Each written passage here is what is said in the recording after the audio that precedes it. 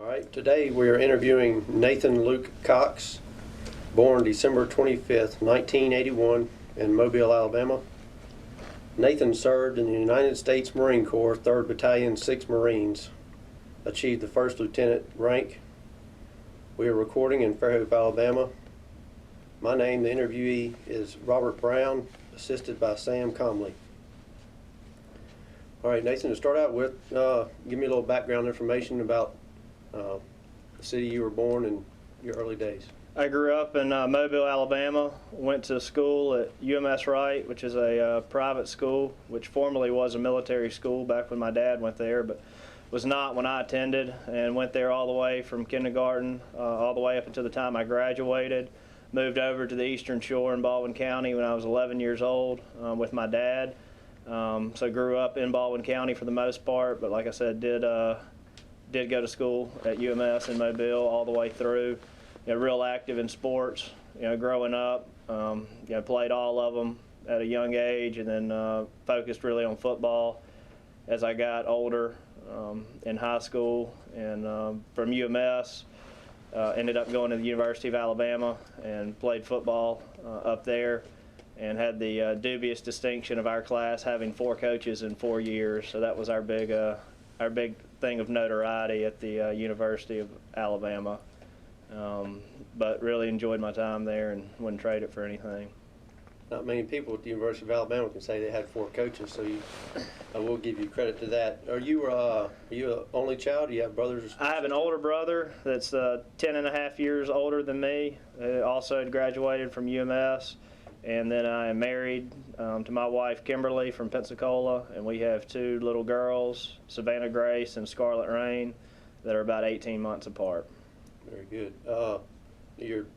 Any of your parents or your brother serve in the military? No, my parents did not. My grandparents did. Both my grandfathers fought in World War II. One was in the Navy, and the other one was a pilot in the Air Force. So both of them had served. My dad, did not. Military's always been something that's been very important to my family, though. Growing up, I always thought I'd end up at either West Point or Naval Academy. Coming out of high school, and got recruited by both of them, and went and visited both schools, and really loved each of them. Beautiful places, and got my appointment and everything. So it really came down to going to the academies or going to Alabama. And my dad had played for Coach Bryant at Alabama also, so it was just something that was important to me, being an 18-year-old where football was my whole life at that time. Really having a chance to go to somewhere like Alabama and play. And of course, once I got there, I was not a major factor on Saturdays, but I did get to play and did get to travel, and had a great experience there. Wouldn't trade it for anything, but like I said, military's just always been a huge thing in my family, and that probably stems from both my parents' dads, serving, in World War II also. And I think that my dad, coming from the Vietnam generation, I think that was probably his biggest regret, and he had always spoke to me about that growing up, that he'd always carried a burden on his shoulders or a lump in his chest because he did not serve. He had my brother when he was 19 years old, and had a lot of other responsibilities too. Trying to get through school, and he went to law school and take care of my mom and my brother, and it just wasn't feasible for him, at the time, to drop what he was doing to go serve. I mean, of course, if he was drafted, he would have gone, in a heartbeat, but just having some other responsibilities, it wasn't something he was able to do, and he had always carried that on his chest, that the rest of his generation and his friends had gone and fought, and many had given their lives as well, and it's not something he did or was able to do, and it's just something that always really harped on him, and I could always tell that growing up.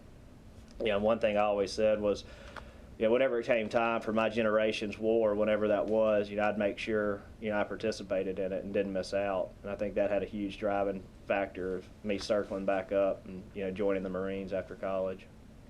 All right, well, you mentioned you finished college and you joined the Marines. How long after college, and what made you join the Marines?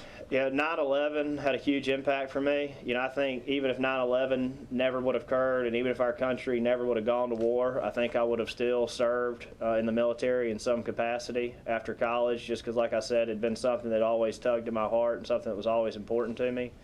9/11, of course, had a tremendous influence on me as well. I mean, I can still remember where I was that day, when that happened, and kind of waking up and sitting around the house, and people calling, like you seeing what's going on. It was almost like a dream, because nobody really knew what was really transpiring at the time. And I can remember that afternoon, saying that that's it, I got to go. I'm going to drop out and go join the Marines. And I went and saw a recruiter the next morning, and told him I was ready to sign up. And I didn't know anything about the military. I thought literally I could go sign up, within 2 weeks I'd be over in Iraq with a gun. I thought that's how it worked. And he's like, no, the earliest I can get you over there is probably going to be at least 9 months. I'm like, really? So I sit there and I start going through everything with the recruiter, and I think I was a sophomore in college when 9/11 took place, and he's sitting here going through everything. He's like, all right, you're a 4.0 student, you're on the University of Alabama football team, you got all this stuff going for you. He's like, you got no business dropping out of school to go enlist in the Marine Corps. He said, I've never once in my life talked anybody out of enlisting in the Marine Corps, but we need people like you to finish school and go be an officer, and go lead guys like me. He's like, do us all a favor and go finish school. And, I still, at first glance, I still wanted to do it. And I was like, nah, I'm going to do it. I've made my mind up. And I talked to my coaches and, my dad. And, they kind of really steered me like, look, finish school, finish what you're doing, and then go back into the program. So didn't really, do anything else on it. And then my senior year, we got finished. Our last game was in Hawaii, and that was in December. And when we got back to school in January, I was probably 235, 240 pounds, from football and from being out of shape my last few months of my senior season. But I went into the OCS program up there, went into the office, and I said, I want to join the OCS program. What do I need to do? And he's like, well, you got any questions? I'm like, no, just tell me where to sign. I'm ready to get started. And so I signed everything that day. I didn't know one thing about the Marine Corps, nothing. Just that's what I wanted to do. And so I called my dad, I guess, probably later that week, and like, well, I'm going to the Marine Corps. And he's like, well, we need to talk about it, because at this time, Iraq and Afghanistan both, had a lot of activity going on over there. And I was like, well, there's nothing to talk about. I've already signed all the paperwork. The ball's in motion now. So, I did that and lost about 30 pounds in about 45 days, and went to OCS. I graduated in middle of May at Alabama, and was at OCS, June 4th. So within 2 weeks, 3 weeks, I was up in Quantico. And literally, I know I've said it a couple times already, but I knew nothing, about the Marine Corps, the military, or what I was getting into or anything else. I showed up there, and it's a funny experience when you get there, because everybody's dressed just how I am, right now. Everybody's in khakis, and everybody's in a collared shirt and loafers or whatever. And as soon as you get off the plane, these guys, these enlisted, staff sergeants, gunnery sergeants who run these places are waiting for you to get off the plane, and they're grabbing you and dragging everybody down to where the bags are and yelling at you while you're getting your bags, and everybody's trying to get in line. And I've been getting yelled at my whole life, so it never really bothered me. But you could see guys that were melting down at the airport, and you're like, there's no way these guys are going to make it through this. But the first 2 or 3 days, you just walk around and march around in your khakis and your loafers and everything. So it's funny seeing all these people from all over the country, that are coming here to all do this thing, and you don't know anybody. And I remember thinking at the time, like, man, this is great. It's a chance for me to grow up, chance for me to get my act together. Not that I was in trouble or anything else, but just, a way to mature and everything. And all I did was go and find people just like me from all over the country, so all we did was get in more trouble together, just in another place. But, looking back, it was just an absolute blast, getting to do all that stuff. And kind of taking you through the timeline of that. OCS for us was I believe a 10-week program, and I think we started with about 900 in our class. And I think we graduated 380 from a 10-week period, and you could drop out at any time. So you could quit at any time and go home. Or so some people quit voluntarily, others got hurt. Others were kicked out for an integrity violation or not performing well enough. So it's a real high attrition rate. At the program, but just going through it, how close you become with those guys so quick, it's just an amazing experience. So you go through OCS, and then and that's in Quantico. Where did you go after OCS? After OCS, you go to TBS, which stands for the Basic School, which is also in Quantico, Virginia. And kind of a funny story on that too. You know, when I got to OCS, I was talking with somebody, and you know, they were asking me what I wanted to do in the Marine Corps, and I was like, same thing you want to do. I'm going to be an infantry officer. Like, I don't want to be an infantry officer. I'm like, what are you talking about? You want to be a pilot? I'm like, no, I'm going to be a logistics officer. I'm like, what's logistics? They're like, well, it's you know, you manage trucks and shipping and numbers and, you know, getting the supplies where they need to be. And I'm like, I didn't know that was a job in the Marine Corps. They're like, yeah, there's 25 different jobs you can have as an officer. I was like, you got to be kidding me. I thought you were either an infantry officer or a pilot. And, you know, don't take this the wrong way me saying this, and I thought the women did the admin stuff and the paperwork and everything. He goes, oh, no. You know, there's no guarantee you'll get to be an infantry officer. You got to go compete at the basic school to get to do that. So I'm like, you're telling me I joined the Marine Corps, and there's a chance I may not ever even get to go to combat? I'm like, yeah. And I was like, you got to be kidding me. I was like, I guess I should have asked a few questions before I came up here, but anyway, so then after that, you go to the basic school, which is a 6-month program, which is where you actually compete to go get the designation that you want within the Marine Corps, the MOS. And so what basically you do is you're graded on academics, leadership, and then performance, you know, whether it's athletics, field activities, that kind of thing. So there's 3 different categories they actually grade you on. And then at the end, you list your job preferences 1 through 25, and based off that, you know, how you perform is how you end up in the role you want to achieve. And I was real fortunate that, you know, infantry was the only thing I wanted to do. And at the time, you know, they needed a lot of infantry officers. So I think out of our class of 240, they had 60 infantry officer spots to fill. So for the most part, anybody that put infantry number 1, you know, got it. So then after TBS, I went to IOC, which is Infantry Officers Course, and you know, this was just an awesome experience for me. It was about 60 of us, and you know, imagine just the most testosterone-filled, you know, alpha male guys in the world, and you know, it was about a 10-week program to where you don't really see anybody else except your group. You don't interact with anybody else in your group. You know, you're going around Quantico, and you're the group that everybody's pointing at. You know, like there they are. They're telling what they're about to go do now, and you know, that kind of thing. And just, I mean, just an awesome experience. I mean, very challenging physically, you know, mentally, whatever. But you know, all the guys that were in that group, you know, you get in the Marine Corps, just like any other branch, you get the people that some join because they had pressure from their parents, or some join just because they want to get their picture taken in the uniform. But you know, within the infantry, you know, those are people that really want to be there. You know, that want to go fight for their country. And you know, it's so odd, you know, talking about it with other people that haven't experienced it. But like, our biggest concern was who got to go to Iraq first and who got to go get into combat first. You know, and it's just hard for people that aren't around it or built like that to think about it. But you know, that was all of our biggest concerns, was who's going to get over there first, you know, and get into the thick of things. And it's just real neat looking back to see guys from, we had some guys that were, I think the oldest one we had in there was like 37, who was prior enlisted, who had come back and gone through it. You know, real testament to him to be able to even get through that stuff, you know, physically. But again, just such a broad spectrum, you know, of individuals, but all so motivated and all there for the right reasons. Just truly awesome.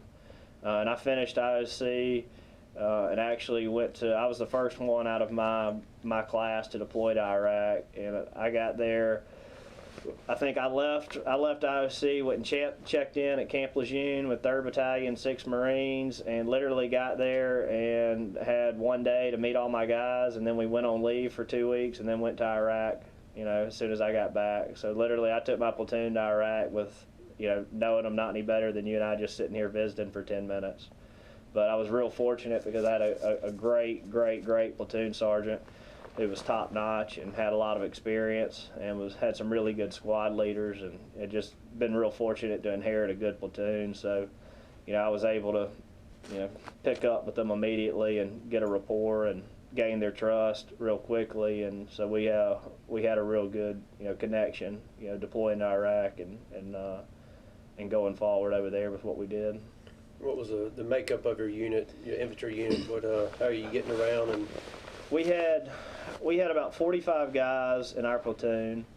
We had a platoon sergeant who was the highest ranking enlisted staff NCO. Mine was Andy McCurry, and he was originally born in Australia, but he'd been in the States long enough that you wouldn't think anything that he was from anywhere else. He was just, like I said, top notch, and I give him credit for keeping me alive most days, but made me look good too. I mean, just an awesome guy.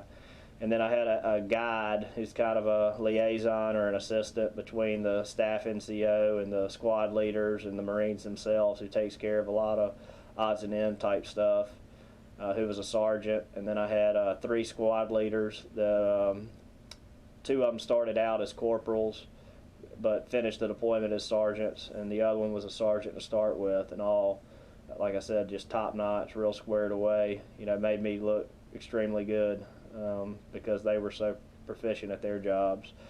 And oddly enough, too, of our platoon of 45, we probably had 8 people in our platoon that were not born in the United States, and 4 that weren't even U.S. citizens at the time. It's hard to believe that we've got guys from Germany or Panama or whatever else, or wherever else, that are enlisting in the Marine Corps to go fight for our country, and we can't get certain people here to go get off their butts long enough to go defend it. And it's just pretty amazing. And I told people, I said, if that isn't a right to citizenship, I don't know what is.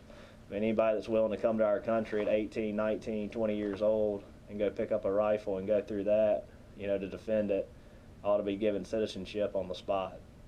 And a lot of those guys had been here a couple of years and stuff too, and they weren't doing it just to try to get citizenship. I mean, it was something that was important to them. The American dream is still out there and alive in other places than here too. And while we were deployed, also, I typically traveled with an attachment from weapons platoon with me, which was normally about another 10 to 12 Marines. They carried mortars and that kind of thing. And then I also had a sniper platoon. Not a platoon, but a sniper team that was typically attached to us. That wasn't every time, but they normally traveled with us. I'd say probably 40% of the time or so. And then we usually had 6 to 10 Iraqi soldiers with us. So normally when we were going out, doing things, I normally had about 65 guys, counting Marines, counting Iraqi guys, 65 to 70 guys, with me. And usually travel with an interpreter also, depending on what type of mission we were doing. And so once we got over to Iraq, we were stationed out in Caim, which is in the western part of the Al-Anbar province on the Syrian border. And when we got there, it was probably the hottest area of Iraq when we got over there. And our colonel, who was our battalion commander, had a real different approach to how we were going to fight the battle over there. But prior to us getting there, let me paint the picture a little bit. Caim was like a big base, had an airstrip and that kind of thing, and it was out in the middle of the desert. And then probably 5-10 miles away, you had all these other little cities and stuff. So we were pretty, if you were on that base, I mean, you were safe. You didn't have to worry about anything really happening. Every now and then we'd have somebody shoot a rocket or something, but it wasn't anything to be concerned with. I mean, this place had a makeshift weight room and big cafeteria and hot showers and that kind of thing. So it was like going to, for us, it was like going to a resort or something. And then you had all these other cities where the bad guys were, because everybody was coming over from Syria, and then embedding in the town. So that's where guys were getting hurt, guys were getting killed, was when they'd go out on missions in the town or traveling, hitting IEDs, whatever else it was. And prior to us getting there, everyone's approach had been to, they'd go formulate a plan to go do these missions, and they'd go in and they'd sweep out the town and kill a bunch of bad guys, round up a bunch of bad guys, but then they'd pull back to the camp. So as soon as you pull back, the bad guys come back in. And our battalion commander had more of the approach that he was going to go, clear these towns, take them over, and then embed us in the town so we could go be amongst the people and go patrol them and defend them so the bad guys couldn't come back in. So we had 2 major operations when I was there. The first one was Operation Iron Fist, and that was the first combat operation I was really involved in. You know, I'd gone out on patrols and things like that, but that was the first time that, you know, we'd really been engaged with the enemy, and, you know, was really out there, you know, in the thick of it. And that mission ended up being probably about a 15 to 18 day, you know, missions. And literally what you did is you basically got in a line, for lack of a better word, with the whole battalion. And, you know, you start going through the city, and everybody had their AO, or area of operations, where they were responsible for, and you just go through and you clear, you know, every house after house, and go through every closet and go through every drawer, and, you know, take a metal detector and sweep the backyards for IEDs and stuff. And you know, and it takes a tremendous amount of time and energy to go do that kind of stuff. And you know, these Marines that were working, you know, 18-hour days on this stuff, just going 100 miles an hour nonstop, wearing 60 pounds of gear, you know, throughout. And every time they go in a door, they don't know if somebody's sitting behind them with an AK or a grenade or anything else. I mean, it's just, you know, amazing to see those kids do what they did. You know, I mean, I was at the time 23, 24 years old, and there's a huge difference maturity-wise at that age than 18 or 19. I mean, I knew what I was doing at 18 or 19, and it wasn't the same thing these guys were doing. You know, and I mean, people thank me for my sacrifice for what I've done. I tell them that ain't nothing compared to these kids that are, you know, going back to Iraq or Afghanistan for the third time at 19 years old. I mean, it's unbelievable that they've been able to do this kind of stuff. But going back to that, you know, basically, like I was saying, you just go through and clear everything. And, you know, that whole country is full of, you know, IEDs and extra ammunition and stuff. I mean, it's amazing some of the stuff we found, you know, and I don't know if some of that stuff's still buried over there from, you know, when the Russians were there or what, but I mean, like in the middle of the desert, you go find 1,000 artillery shells just in some random spot under the sand. I mean, just unbelievable how much stuff's laying around there, which I guess is why it's so easy for them to put IEDs everywhere, because they can basically go dig a hole and find something, you know, and then go stick it somewhere else and wire it and go from there. But, you know, IEDs were probably the biggest threat to us, you know, while you were over there. And, you know, looking back, if those things worked even 10% of the time, I mean, there'd be no telling how many casualties we'd be taking. I mean, it'd probably be 10 times what we've had thus far. I mean, I can recall 100 times, me personally, you and I standing here and somebody coming up and me like, "Sir," like, "Yeah," like, "You're standing on IED," you know, and you look down and there's a wire sticking up, and sure enough, somebody starts digging around and there's a huge artillery shell, you know, buried under you. But for some reason, you know, those things are either pressure plated to where, like, they'll take a hose or something and lay it out across the street that'll have a sensor on it, so like if you rolled over it or stepped on it, you know, it would go off. But the majority of them are remote controlled, so somebody has to be sitting there watching. So you can have these things all over the place, but if they don't have somebody actually sitting there manning it, it doesn't do any good. And that's what we ran into, you know, most of the time. And it takes so long to go through these cities too, because, you know, you go 10 feet and you find another IED, you got to clear the whole area, you know, get the EOD guys out there to go through this stuff, start taking all the precautions to do it, and by the time you get it disconnected and blow it up, you know, it may take an hour or 2 hours. So you do this 100 times a day, I mean, you know, it just takes forever. You may go 2 miles in 20 days, you know, because there's so many buildings and stuff there too. And the area we were in, Huseba was, I guess, the biggest city over there. You know, it wasn't. It was nothing like a Baghdad or something. You know, I mean, there were a ton of buildings, but it wasn't. You know, there weren't castles. There wasn't anything fancy. Nothing to really see or anything. But there was just so many structures, you know, to have to go through. I mean, you take a house that's got 3 stories in it and 20 different rooms, and you got guys going through that house. If they're doing everything right, you know, it may take 30 minutes to go through the house. You know, if nobody's even there, if you don't even get in a fight.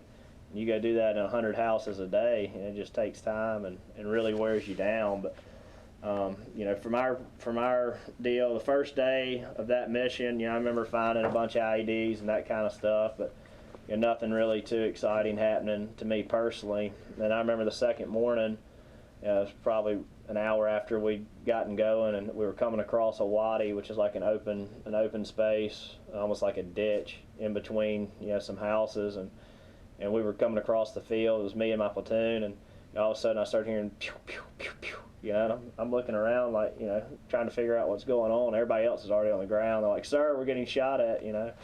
I was like, wow, you know, I guess this is real. You know, that was the first time I'd really taken any fire or anything. So that was, I guess, day 2 of that specific operation. But, you know, the rest of the day, you know, we had some combat, we were engaged and had some, you know, mortar fire, and, you know, had gotten, you know, killed a few terrorists that day. And, you know, it was an overall good day, but, you know, it was the first time I'd really gotten to be in combat and have, you know, bullets going next to you and that kind of thing too. But, you know, people always ask about combat and that kind of thing. It's amazing how numb you become to it so quickly. You know, you just get so used to being around it.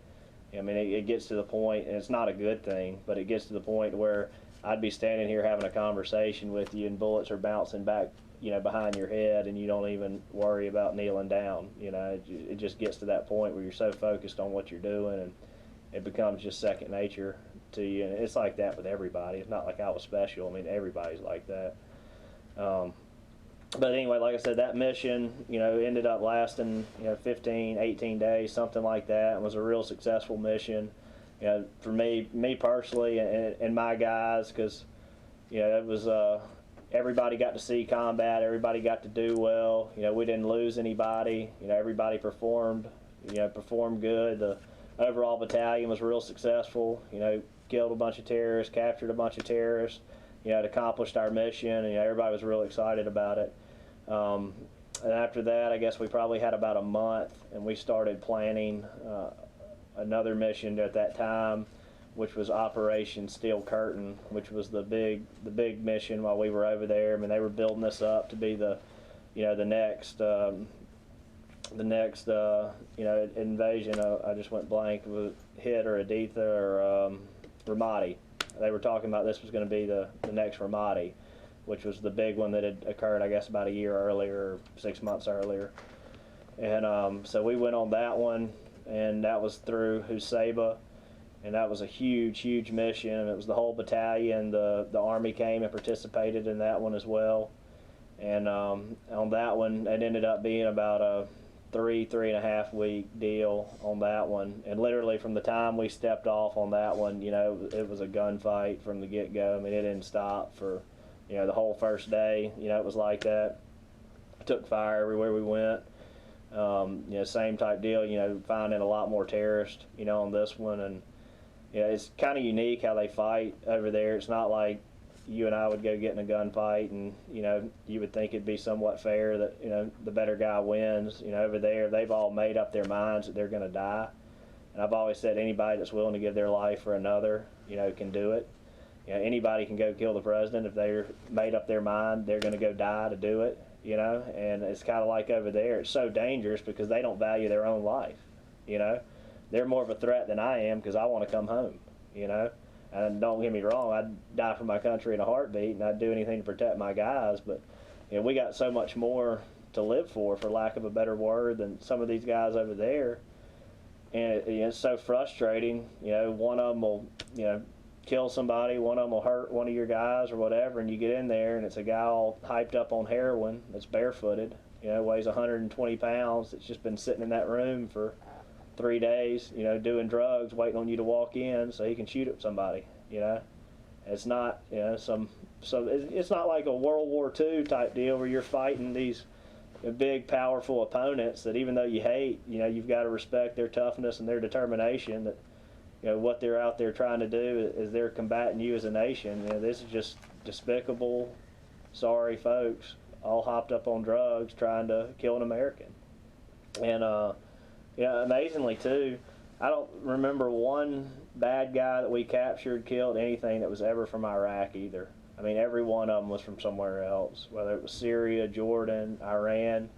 You know, I mean, the Iraqi people themselves are not violent, aggressive people. I mean, the Iraqi army guys that traveled with us, you know, I mean, they were pacifists to a fault, you know, and those guys were just like other, you know, military units. You get real good ones sometimes, and then you get other ones that you don't even want around you, that they're a liability. but the ones that had really taken ownership and pride in their country and what we were trying to do and what they were trying to do were awesome to be around. They wanted to learn from you. You know, they wanted to do it. You know, they'd follow you and, you know, see what you were doing and doing it. And, you know, they'd go, you know, go first in a house and go clear it for you. You know, and anytime they want to do it, that was great with us. You know, let them go see what's in there. But, you know, then you get the other guys, you turn around and they're dragging their rifle down the street, you know, by the strap. And you're like, are you serious? But I mean, they were an interesting group to deal with. But we definitely had ones we wanted to use more than the others. But going back to that one, that mission, the second day, we had spent the night in a house that night, and we're coming through, and, you know, this was probably the event from the military that impacts me more than anything else. But it was this first house we went in that morning, and typically I'd travel, you know, right next to my lead unit, but I was finishing up some things with the radio, and I was like, y'all go ahead, I'll catch you in the house. And one of the squads went in, and I was actually walking in the fence when I heard the gunfire come out, and some of the guys were running back out, and I was trying to get back in. And as soon as I came in the door, I could see one of my Marines, you know, dead on the floor, and, you know, I knew he was dead when I got in there. And by this time, everybody else had ran out, and I was the only one I thought in the house. And, you know, it's almost like, you know, slow motion, like a dream type deal. And, you know, I was coming down a hallway, probably, you know, here from that glass over there, a straight shot, and walking towards him. And, you know, about that time, I saw the barrel come around the corner, and, you know, terrorist with an AK, and he probably shot 6-8 rounds at me immediately. You know, went right next to my head, missed me. You know, and anybody that's got any experience shooting guns knows that there's no way you miss somebody broadside from 8 feet, you know, with a 6-round burst from an AK. And so him and I, you know, probably exchanged gunfire for, you know, 2 or 3 minutes going back and forth around the corner. And, you know, when you come in these houses like this, you have no idea who else is in the house or where they are, or, you know, how many other people are there. You know, and at that time, I still wasn't 100% sure that, you know, my Marine was dead. And so I was real reluctant to throw a grenade, because I knew if I did, you know, it would finish off my Marine if he was still alive. So I ended up going back and forth with this guy, exchanging gunfire and getting out of the house and getting another squad to come back in, you know, with us. And we were able to, when we came back, it flushed him up to the roof. And at the time, I didn't know I had any other Marines up at the roof. And I had 2 more guys up there. And they got him when he came up, and he shot one of my guys through the arm, but, you know, he was fine. So we ended up killing the guy, but, you know, same type deal. You know, you get a guy up there that, you know, hopped up on heroin barefooted, you know, and then you got one of your Marines that you lose that's an only son, you know, from Florida. He had an older sister, but he was the only son in the family, that just super close with his family. And, you know, just seeing that, and it's just awful. And, you know, like I said, that was the first house we'd gone in that day. And so now you're sitting here with these Marines who are so close. I mean, all these guys are so close, and they've just lost one of their best friends.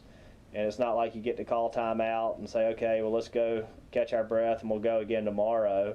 I mean, you've got 5 minutes to get your act back together and get all your Marines' act back together to go in the next house. Because you've got guys that aren't paying attention, or guys that are, you know, crying and can't focus. You know, somebody else is going to get hurt.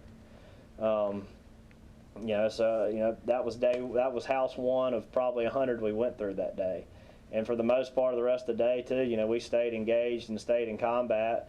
Later that day, we had another squad of Marines that went in a house and got hit with grenades, and we had 3 or 4 guys in that one take shrapnel that had to be evac'd out. You know, we ended up getting that guy too, but, you know, by the end of the second day of that mission, I had 7 guys who had been wounded that we had to send back, you know, and we ended up becoming, our platoon was basically the main effort of the whole battalion throughout that whole thing. I mean, it seemed like we couldn't go anywhere, you know, without getting involved in something. And, you know, starting out, you know, that's what you want. You want to be, you know, that guy, that platoon. You want all the action and stuff. But As much as I loved combat, I mean, there's no other feeling in the world like getting to lead Marines, into a gunfight. But I mean, you get to realize real quickly when people start dying and people start getting hurt, that it's the real deal, and all you want is everybody to be safe and get them home. And I think that mission ended up getting a lot of that out. Not just me, but our guys in general. Like, hey, we're going to do whatever we got to do, but all we want to do at the end of the day is get everybody back home. And I give my battalion a lot of credit, because they definitely preach from top to bottom that your responsibility is to keep your Marines alive, and defend them. And if there's a question or a gray line, you take care of your Marines first, And I mean, that was something we dealt with. I mean, we had a lot of civilians die when we were over there. I mean, I bet our battalion was responsible for hundreds of them dying between airstrikes and, accidental deaths and stuff too. Unfortunately, it's just part of it. And you hate to use the word collateral damage, but I mean, it really is. But if it came down to a fine line between your guys being okay or some civilian that's out of line, it's real easy. And our typical policy over there was, I think it was $2,000 we paid if we killed a civilian. And just to show you how the difference on the value of life is between there and here, if you killed my brother, ain't nothing you could do to stop me from choking you to death. But over there, these people would pitch a fit, and as soon as you give them their money, I mean, they're hugging you, inviting you to come in for tea. They're not even worried about going and getting the body off the street anymore.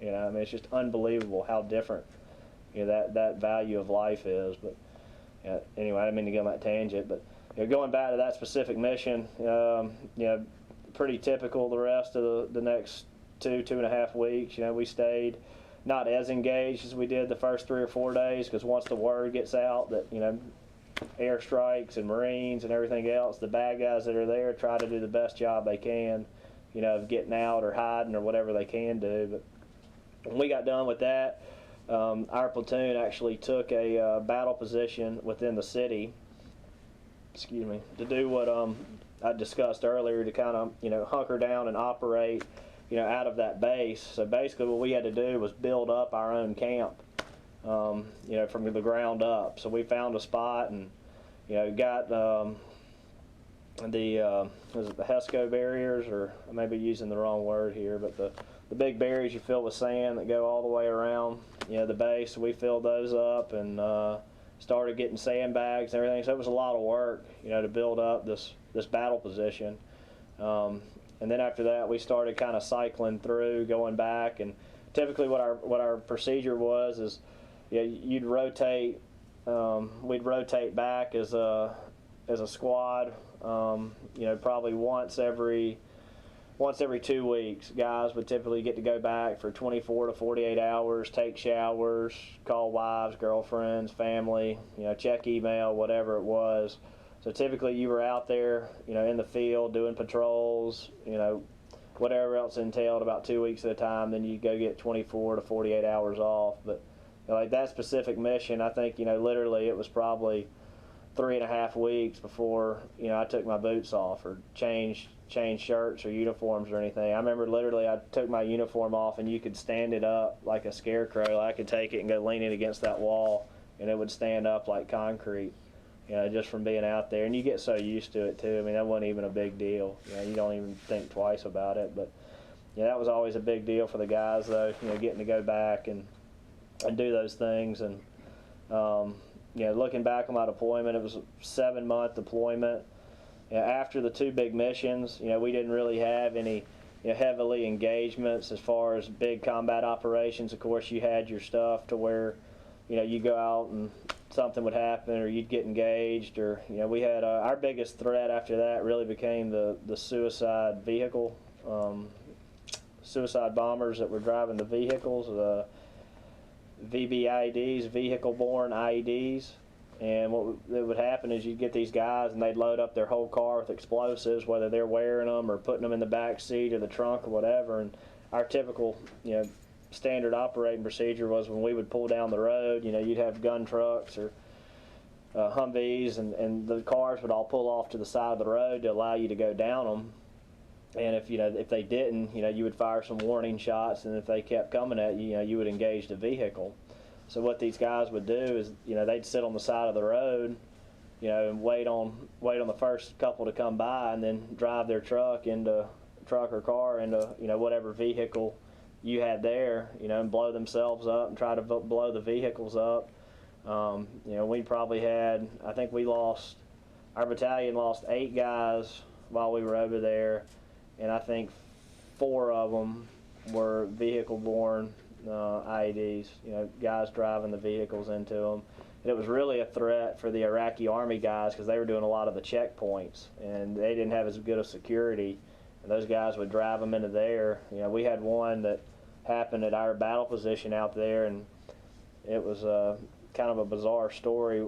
When I was over there, Timber Creek Golf Course, and some of those guys there had sent me over a bunch of golf clubs and like some AstroTurf and some golf balls. So we had set up like a little driving range, you know, out there that you could hit the golf balls into. And I was sitting over there with one of my buddies, and I was in just gym shorts and had my boots on, and had my rifle and my pistol, and we were sitting there hitting golf balls into it, and you see this huge explosion goes off at the entrance of our battle position.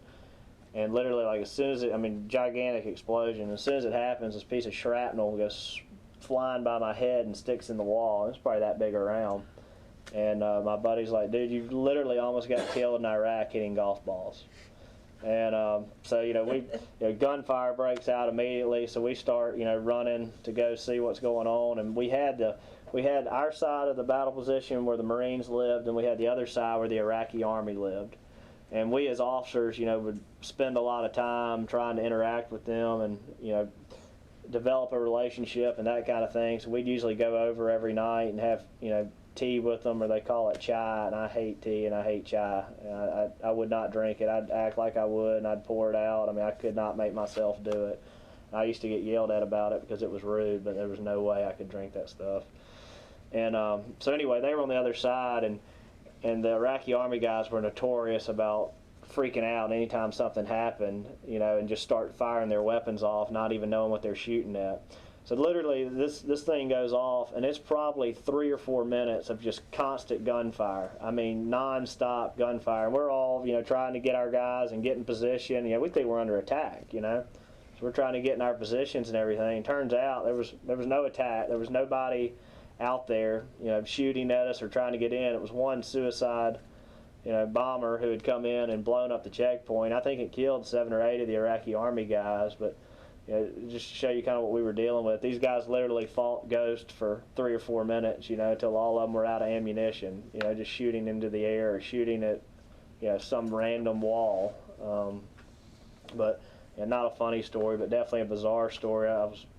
As soon as that happened, you know, I was trying to grab my gear and get my guys and everything, so I'm out there and got my Kevlar on and, you know, my body armor, you know, my vest and everything, and I'm still in gym shorts and stuff at the time, and my colonel comes out there and he's like, you look like an idiot, go put on a uniform, you know. I was like, that wasn't my biggest concern at the time, but yeah, so we spent, I guess, probably the last 3 or 4 months of my deployment, you know, over there in that actual battle position. You know, my platoon did not lose anybody else. We didn't have any other casualties after Steel Curtain. You know, looking back on the event, I mean, I remember probably some of my most emotional times over there was, you know, definitely when, you know, we do it, I call them a field memorial service. You know, when you lose somebody, where, you know, they do the boots and the Kevlar and the, you know, the rifle and hang the dog tags and, you know, have a chance for everybody to go by and you kind of kneel and say your goodbyes, which, you know, definitely very, very, very emotional moments for everybody involved. And, you know, that's the kind of stuff that just kind of stays with you, you know, forever. And, you know, I've told close friends and stuff that, you know, it never ever bothered me, you know, killing bad guys or seeing bad guys dead. I mean, and, you know, we saw some of the most goriest, you know, awful things you can imagine. I mean, I could tell you stories of positions these guys were in or what was done to them, you know, that make you lose your lunch. But none of that stuff ever bothered me a bit. But, you know, every time you start looking back and, you know, something impacts you or whatever, it's always those moments of, you know, seeing your buddy dead or, you know, seeing one of your guys hurt or something like that. That's the kind of stuff that really stays with you. The stuff that happens to the enemy, you know, and never bothered me and never bothered anybody else, you know, that I really knew of. But you know, those services, of course, were always, you know, very, very tough. You know, and I can still remember calling my Marines' parents. They lived in Boca Raton, Florida, and of course, by the time I got to talk to them, they knew their son was dead. It wasn't me calling them and telling them that. It was very, very tough, you know, to sit there and talk to someone who I'd never met before, but you know, it was my responsibility to get their son home, and unfortunately, you know, he did not make it, you know, and it was just a very tough deal. And you know, they were first-class people. We got to know them real well, and we still talk very, very regularly. But you know, that was just a very, very, very tough thing to deal with and get through.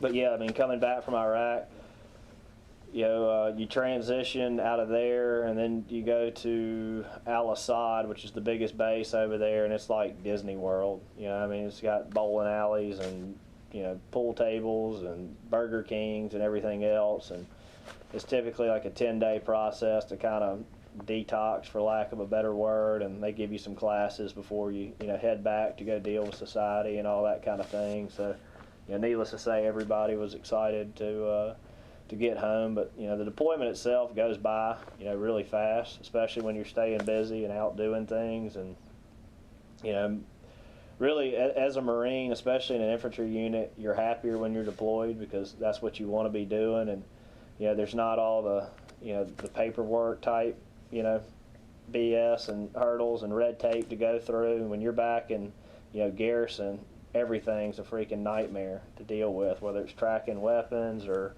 you know, going and doing a range. I mean, everything's just so much trouble. But when you're over there, you know, everybody kind of gives you your own thing to do, and you've got a lot of autonomy to make your own decisions and do what you need to do. And you know, your only goal over there, mission, is just taking care of your guys. You know, I tell people all the time, I was like, my life's a lot easier when I was in Iraq than it is now. You know, you don't got banks to worry about. You know, you don't got wives to give you advice. You know, I mean, it's a whole different type deal. You know, you don't have people hammering you over petty stuff. You know, over there, all it is waking up and taking care of your guys and going from there. And you know what your mission is every day. You know, seek, kill, destroy. I mean, it's easy. You know, and that was pretty much my deployment in a nutshell. And I actually had gotten hurt over in Iraq, not shot or anything, but I'd hurt my knee. I'd had knee problems before I got in the Marine Corps, and I'd torn a bunch of cartilage when I was over there, and they needed to send me to Germany, but I wouldn't let them do it because I'd be away from my guys for 6 weeks. So I finished out the deployment, and by the time we got back to Al-Assad, my knee was 100% locked out. You know, I couldn't bend it at all. So as soon as we got back, I had to start the process of, you know, knee surgeries and that kind of thing. But yeah, that was pretty much it when we transitioned back. But that was pretty much it for that deployment anyway. So you transition back. Where do you go at that point? Well, like I said, mine was kind of a unique situation because I was hurt. Yeah, I got moved over from our company, which was India Company, to weapons platoon. You know, our battalion, we had a just top-notch battalion, and a lot of guys were transitioning out though to other billets or getting out of the Marine Corps, so there was a lot of turnover as soon as I got back. And I took the job as a weapons platoon commander, a weapons, within weapons company. I was a armored, let me rephrase that. I moved from India Company over to weapons company, which in the battalion you had the 3 line companies, and then an admin company, and then the weapons company.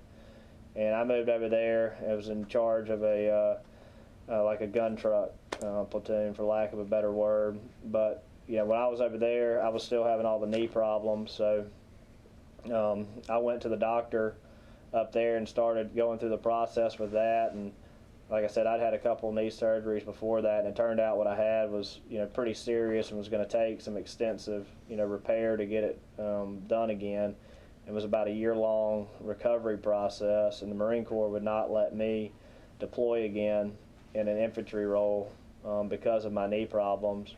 So my only choices at that time were to transfer over to an admin billet, which I was not going to do, or go ahead and get out of the Marine Corps a little early. So I actually started the process then to get out and come back home, which ended up taking a while. But so that was kind of the end of my, my actual day-to-day operations, in the Marine Corps. I stayed around and helped with some staff stuff for a while within our unit, but I did not deploy again because of my knee. So that was pretty much it from that standpoint.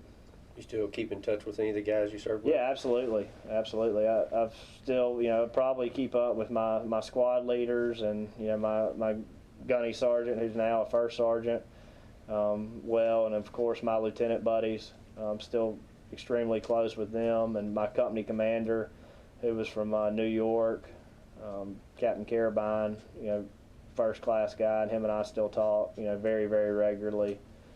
And but again, it just goes to show you in the military, I'd never really had friends that were from anywhere other than Alabama, growing up or even playing football. All the guys were from, this area. I had one buddy from Maryland, and my company camp commander was from New York. Probably my best friend within my unit was from Philadelphia. Another lieutenant I was great friends with was from California. The other one was from Missouri. So you get these guys from all these walks of life, and all of us within 24 hours, like we've been friends, our whole lives. So it's just an amazing type thing. But those guys I'm still very close to. Probably the group that I'm closest to is the guys that I went through, the OCS, TVS with, that you spent all that time with when you first came to the Marine Corps, and all of them had different jobs. Some are pilots, and those guys are all still in because they have longer contracts. And one of my buddies, who was a combat engineer, actually moved down here when he got out of the Marine Corps, and it helped to get him a job down here, and he lives right around the corner from me. And his wife and my wife have become best friends, so I get to spend a lot of time with him. And the bulk of my group that I went through with has all gotten out and gone on to other things. I'd probably say 20 to 30% of the officers that I went in with actually stayed in for another go around. It's probably not as high as most people would think, but a lot of guys were just like me. I never went into the Marines thinking I'd make a career of it, especially once you see how hard the military lifestyle is on your family. I've got a whole different kind of respect for the guys that go make it 20, 25, 30 years in the Corps or any other service for that matter, and especially their families. Their wives and stuff, what they put themselves through to go be supporting military, wives and the kids and everything else. It's a huge sacrifice, and we owe a lot to those people that go and do it, because it's a whole different kind of person that can go make that commitment for 30 years and not 3 years. It's a big, big difference. The military life is very, very hard. It's hard on everybody. And when I got back, I got married within 60 days of getting home. Great girl, I dated her since we were in high school, really. And and hell, our marriage didn't last 90 days, and it wasn't because either of us had done anything wrong to the other one, but I was a train wreck and a basket case getting back, and couldn't handle having somebody on top of me that quickly. And had we waited another year or something, maybe things would have worked out differently. But and all that stuff impacts people differently. But and then I just had I think the biggest thing I had to deal with was the guilt, of being alive when somebody else wasn't, and it's a tough thing to swallow, and it still bothers me, but just thinking back, when my Marine Sorensen was killed, there was no reason why I shouldn't have been dead with him, and it was just so hard as a leader when you're responsible for those guys to get over that hurdle that why do I get to live when they don't? And the biggest thing I took away from my experiences in Iraq and the Marine Corps was none of us ever know when our time's up. We really don't. And over there, you could be the best Marine in the world, and it's over like that. It doesn't matter. Or you could be the worst Marine, and you could make it through everything. It's just, luck has so much to do with it. Whether you step here and you don't step here, and it's just such a tough thing to wrangle with. And I mean, I remember coming back, I would literally go to sleep with a stack of towels about like this because I'd have night sweats so bad. I'd get up and change the towels, and go back to sleep and do it again, an hour later. And, time heals all that stuff, My wife and I were actually talking about it the other night, how when we first started dating, I was still having problems with it, but now it's very sporadic, You may go 6 months and not have anything, then you'll have a bad stretch for a week or something. But, I mean, that stuff stays with you. It never, ever goes away. But,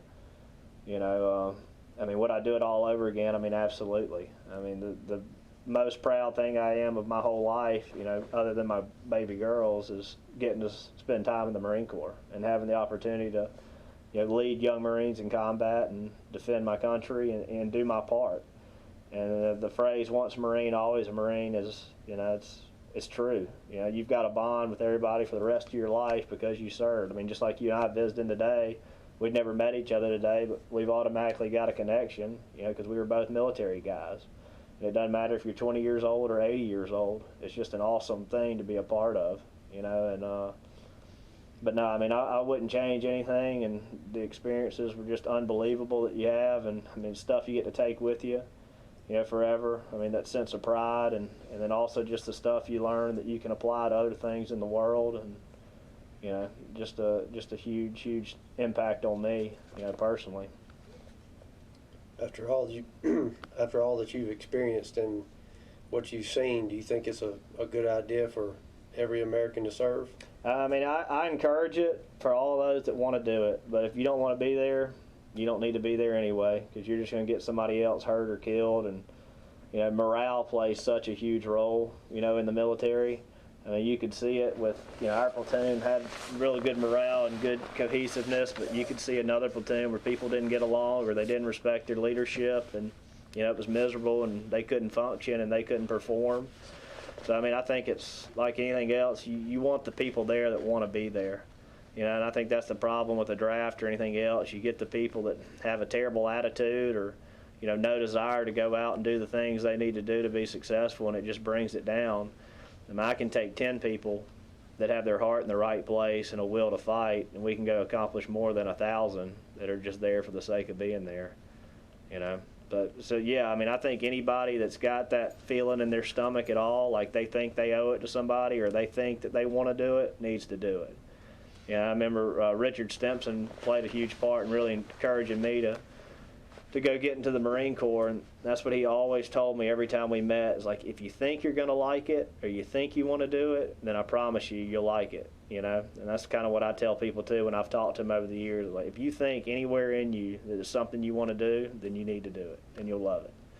I mean, the biggest thing, man, it's just the relationships and the friends you carry with you. I mean, it's amazing. We've got guys, and you don't have to talk to them, every month to feel like you still know them or whatever. I mean, you pick up the phone after a year and it's like you saw them yesterday, or one will stop by and visit with us or something, or stay a weekend. It's just amazing how much fun we have and the love you have for those guys, even though you don't see them all the time.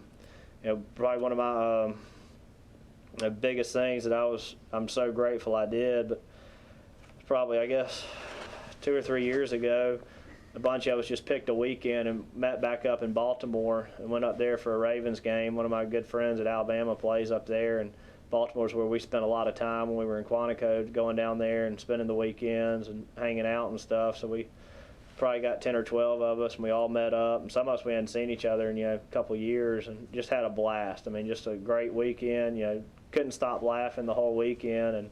And one of my best friends, getting all the way through, he was a helicopter pilot from New York originally, and then gone to school in Boston, only child. And he was up there. I mean, just, you could meet him right now within 10 minutes. You'd feel like he was your best friend. And got to spend the weekend with him, and rode back to the airport with him in the cab, and got to put him on his plane and tell him I loved him, and that was the last time I saw him. And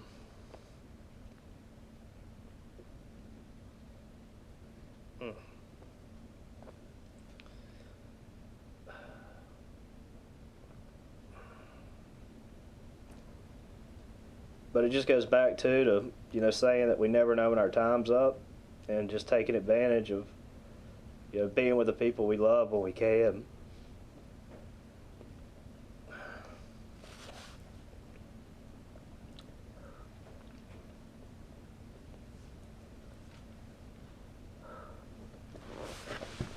Sorry. That's all right.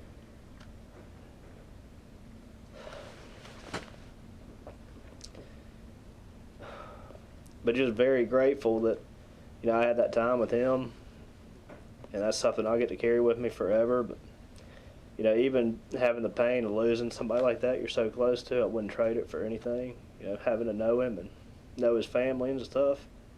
And it's been a very tough deal on them, you know.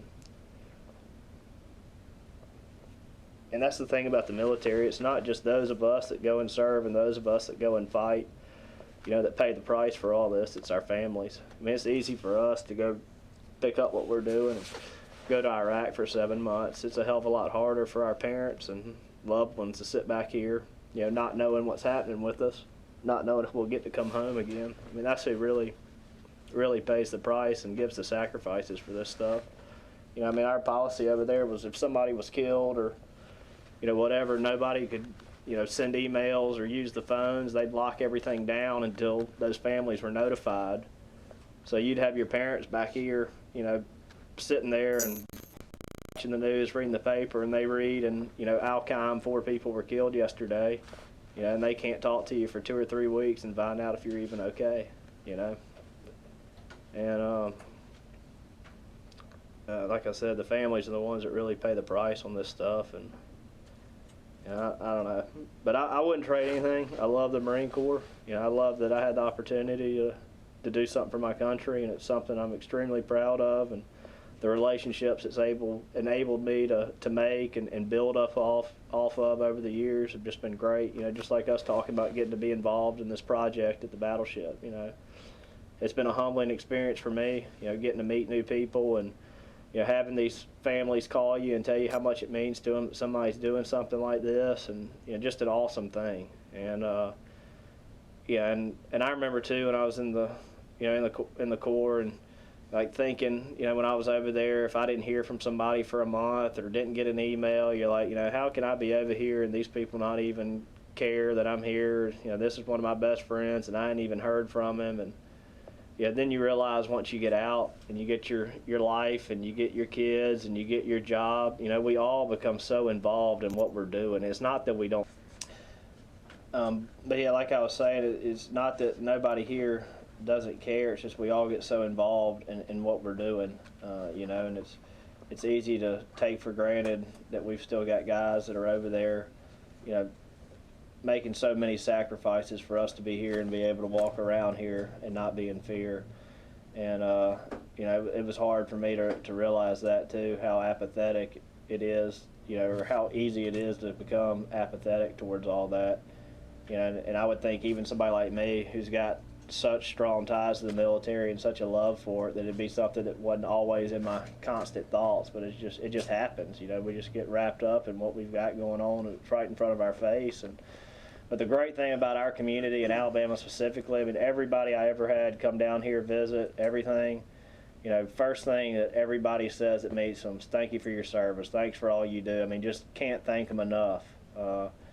You know, and it's not like that in other parts of the country, and we take that for granted too. I mean, I did. You know, I just thought everybody supported the military as much as people in Alabama do, but they don't. You know, they would call me Santa Cox over there because every time we get mail, you know, there'd be like 2 Humvees that would come out to the BP, and 1 Humvee would be all my stuff. You know, it got to where I was getting so much stuff from across the whole state that I wouldn't even open everything. Yeah, I just go give it to the guys and say, just hand me the note out of it or hand me the card out of it, you know, because everybody here wanted to do something. You know, it's just a humbling thing. And just going back to this memorial project, it's been great to see others in the community rally around it too, to go help, you know, make something like this happen. In other parts of the country, you know, you couldn't do it. You know, it's just a special place we live in. Nathan, that concludes our interview. I want to thank you, and thank you for your service. Well, thank you. I enjoyed it. I really did. Thank you. Thank you.